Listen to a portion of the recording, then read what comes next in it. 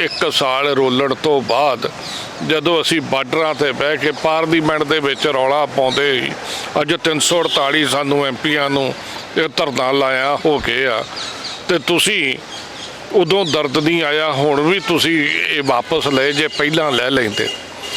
जिहड़ी मोदी है ये दो तरीके नाल काम करता, ਇਹਦੇ दो तरीके के फैसले होंदे आ। एक फैसले अडानी ते अंबानी का जदों घर भरना, जदों देश की जायदाद लुट के उन्हां दी खजाने दे विच पाउणी होवे, ते दूसरा जदों वोटां लैणियां होण।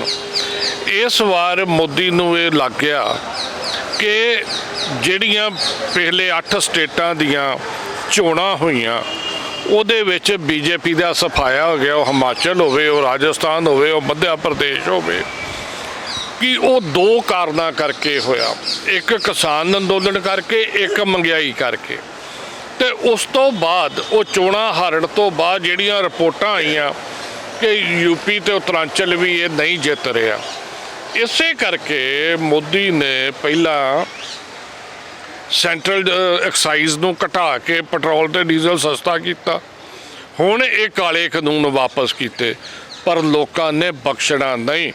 इस गल तो अज असीं इस किसान अंदोलन तो एक चीज़ सीखते हैं, इन्हें पूरी कोशिश की किसान जथेबंदियां नूं आपस च पाड़न दी, उन्हां दे लीडरां नूं खरीदण दी, उन्हां नूं डराउण दी, धमकाउण दी, लोकां नूं दबाउण दी। ना लोग दबे, ना डरे, ना विके।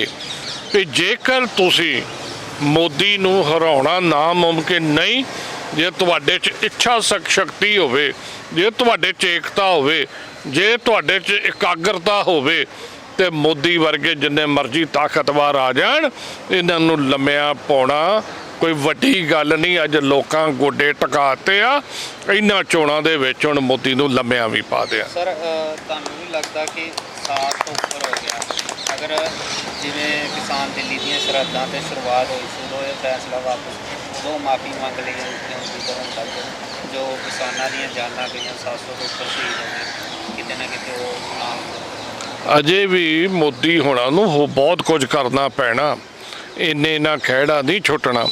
अजे जिहड़ा 750 किसान शहीद होया, उन्हां दे परिवारां तो इन्हां नूं माफ़ी मंगनी पैनी है। जिहड़ा मिश्रा वा जिहड़ा इहदा होम मिनिस्टर आ, जिहदे मुंडे ने लोकां नूं जीप थल्ले गड्डियां थल्ले रौंद के मारिया, उन्हों भी वजीरी तो बर्खास्त करना पैना, ते MSP का जिहड़ा ऐलान करना पैना, फिर इहदा खैड़ा छुटना, नहीं तो लोगों ने इहदा खैड़ा नहीं छड्डना। जथेबंदियां दे जिहड़े लीडर ने वो कहते हैं कि जब तक कागज नहीं आते तब तक असीं नहीं मानते, कितना सहमत हो? देखो ये उन्हां दी अपनी सोच आ। हुण सैशन 29 तरीक तो आउणा, मैं सारियां पार्टियां नूं अपील करदा, नाल ही मोदी साहब नूं अपील करदा कि सैशन दे पहले दिन ये बिल लैके आओ, असी सारे इनू यूनैनिमसली एक सुरता दे नाल असी इनू पास करांगे पहले दिन। सो पहले दिन बिल आवे, इस तो पता लगेगा कि मोदी जी जो जबान करते उत्ते पूरा उतरते। MSP की गारंटी की जी लगातार गल चलती है, ਉਹਦਾ ਕਿਤੇ भी मोदी साहब देखो लड़ाई तो शुरुआत MSP तो हुई सी, तो MSP तो बिना कौन किद्दां मन्नूगा। MSP की लड़ाई भी असी पार्लीमेंट दे विच डट के लड़ांगे, किसान की आवाज़ बने।